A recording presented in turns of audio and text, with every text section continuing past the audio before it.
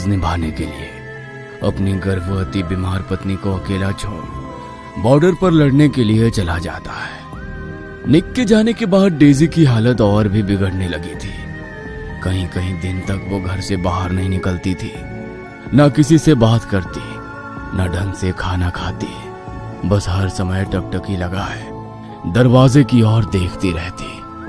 कुछ ही दिनों में उसका बच्चा इस दुनिया में आ जाता है, जिसको वो प्यार से बेबी ब्लू कहकर पुकारने लगती है। वैसे तो बच्चों को देखकर माँ अपने सारे गम भूल जाती है, लेकिन डेजी की हालत कुछ अलग थी। कभी तो वो दुनिया की सबसे अच्छी माँ की तरह अपने बच्चे को अपने सीने से चिपका कर रखती, और कभी घंटों तक उसकी तरफ मुड़कर भी ना देखती। वो अक्सर कमरे में लगी अपने पति और अपनी तस्वीर को निहारते हुए अपना समय बिताया करती थी।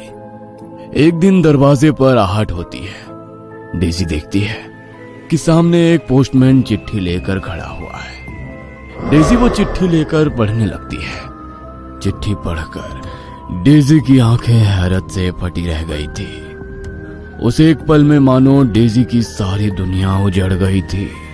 चिट्ठी में डेजी को अपने पति निक की मौत की खबर मिलती है। उस चिट्ठी को लेकर डेजी आने वाले कई दिनों तक ऐसे ही रोती रहती है। डेजी के मन में जो आस थी कि आज नहीं तो कल निक लौट आएगा, अब शायद वो भी खत्म हो चुकी थी। और उसके बाद डेजी की मानसिक हालत इस तरह खराब हो जाती है कि वो अपनी सुध बुध ही खो देती है। डेजी को अक्सर घर के अंदर से किसी की चीखों की डरावनी आवाजें सुनाई देती, जिसके कारण उसे अब रातों को नींद आनी बंद हो गई थी। आधी रात से ज्यादा बीत चुकी थी। डेजी पिछले कई रातों से नहीं सोई थी। वो अपने कमरे में बैठी पेंसिल से दीवार पर कुछ अजीब सी ड्राइंग बना रही थी कि एक बार फिर से उसका बच्चा रोना शुरू कर देता है। डेजी पहले तो काफी देर तक बेबी के रोने की आवाज सुनती रहती है, और फिर जाकर दीवार पर लगी अपनी शादी की तस्वीर को जमीन में पटक कर तोड़ देती है और जोर जोर से चीखने लगती है, जिसे सुनकर बच्चा बुरी तरह से चिल्लाकर रोने लगता है। डेजी के ऊपर मानो आज शैतान सवार हो चुका था। वो कांच का एक टुकड़ा लेकर अपने बच्चे के नजदीक जाती है और उससे बच्चे को लहूलुहान कर देती है।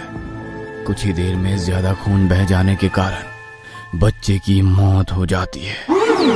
अपने बच्चे को ऐसी हालत में देखकर डेजी पागलों की तरह हंसने लगती है। कुछ देर बाद वो थोड़ी सामान्य होती है तो जमीन पर अपने बच्चे के शव को देखकर उसके होश ही उड़ जाते हैं। अपने नन्हे से बच्चे को